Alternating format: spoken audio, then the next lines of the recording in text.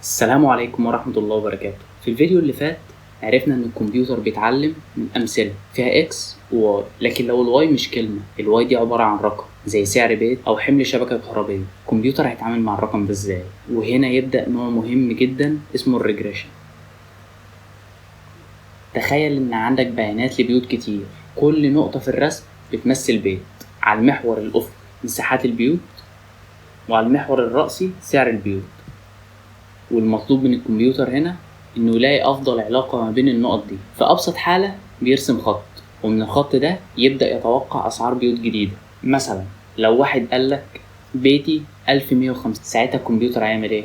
هيبص على الخط ويقول السعر المتوقع تقريبا كذا. هو مش بيحفظ اسعار، لكنه اتعلم العلاقة ما بين المساحة والسعر. فانت مثلا لو جيت هنا عند 1150 من الأفقي وطلعت على الرأسي، بيخبط في الخط أو المنحنى اللي احنا عاملينه ويسمع هنا في الأفق، فتقريبا السعر هيكون ما بين 150 ل 200. ودي هي فكرة الريجريشن.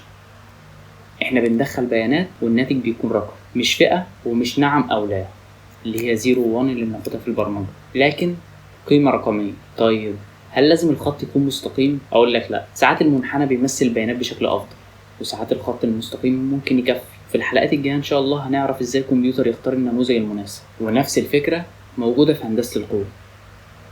عندنا بيانات قديمة عن استهلاك كهرباء وعايزين نتوقع حمل الشبكة بعد ساعة. هنا الناتج هيكون رقم، وبالتالي ده مثال على الريجريشن.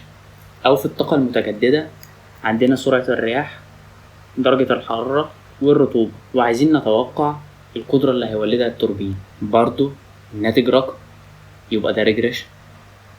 يعني أي مشكلة المطلوب فيها توقع قيمة رقمية غالبا هنستخدم الريجريشن. أسعار، أحمال، درجات حرارة، قدرات أو استهلاك.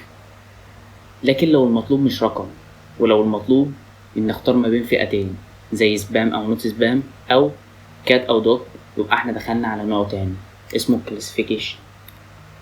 وده موضوع الحلقة الجاية إن شاء الله.